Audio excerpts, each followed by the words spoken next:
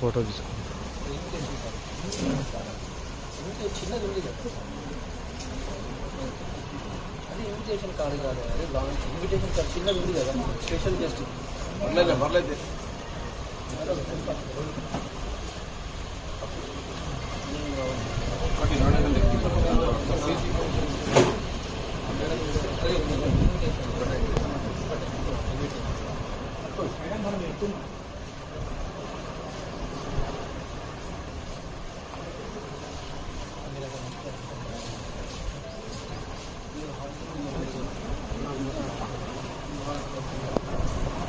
Madam కొద్ది side ఇవ్వండి.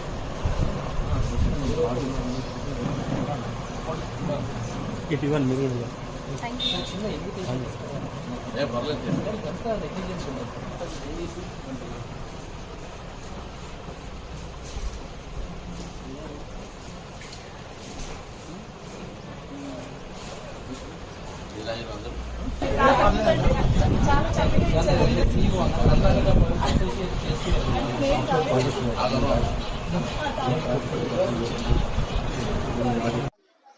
ఈరోజు భారత్ లైట్ హౌస్ మరియు జెనెసిస్ ఇన్ఫో ఎక్స్ ఆధ్వర్యంలో హైదరాబాద్లోని అత్యంత ప్రతిష్టాత్మకంగా ఈరోజు ట్రైడెంట్ హోటల్లో ఈరోజు న్యూరో ఆర్టిఫిషియల్ ఇంటెలిజెంట్ గవర్నెన్స్ 2025 కార్యక్రమాన్ని అంగరంగ వైభవంగా ఏర్పాటు చేయడం జరుగుతుంది.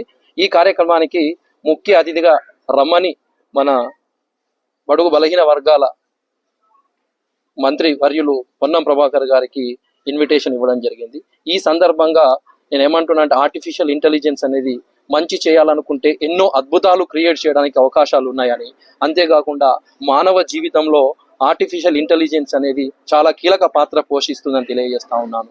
అంతేకాకుండా ఈరోజు ఆర్టిఫిషియల్ ఇంటెలిజెన్స్ కారణంగా ఎన్నో రంగాలలో విప్లవాత్మక మార్పులు వచ్చాయని మనందరికీ తెలిసిందే.